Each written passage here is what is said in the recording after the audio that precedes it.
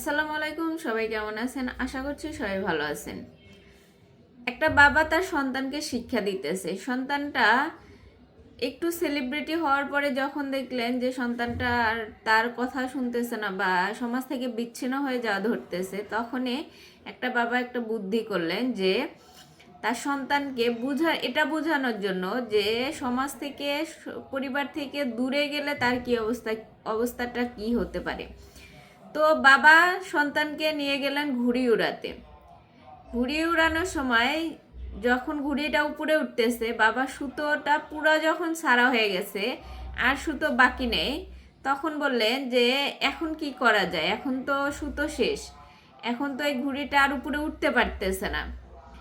তখন সন্তান বলল যে এটা কেটে দিলে উপরে উঠে যাবে। তো বাবার তাই করলেন, কেটে দিলেন।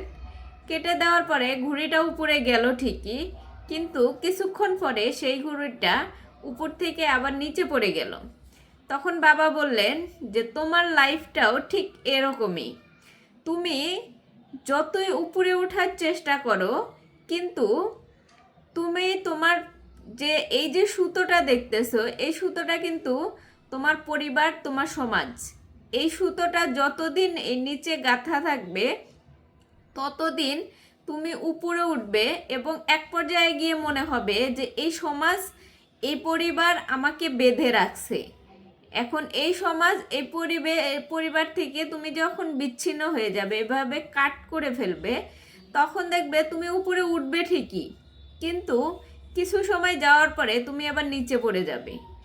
এইটাই হচ্ছে শিক্ষা, যে একটা সমাজ, একটা পরিবার, একটা মানুষকে, একটা সন্তানকে যেভাবে সুতোর দিয়ে আগলে রাখে, বেঁধে রাখে, যা কোনো সন্তান যাতে বিপথে না যেতে পারে, সেই জন্য সমাজ এবং পরিবার তাকে আগলে রাখে, সুতো দিয়ে বেঁধে রাখে। এই বাঁধনটা যখন একটা মানুষ, একটা সন্তান ছিঁড়ে ফেলতে চায় এবং সেই বাঁধনটা যখন কেটে ফেলতে চায় এই সমাজ থেকে, তখন সে উপরে ওঠে ঠিকই, কিন্তু তার শান্তি এবং সে মুখ থুবড়ে পড়বেই, মুখ থুবড়ে পড়েই।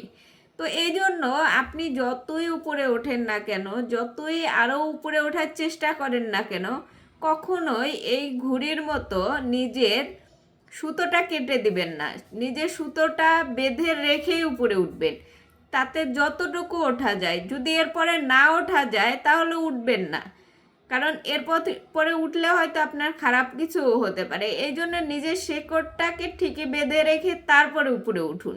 শিকড়টাকে কেটে দিয়ে, সুতোটাকে কেটে দিয়ে উপরে ওঠার চেষ্টা করবেন না।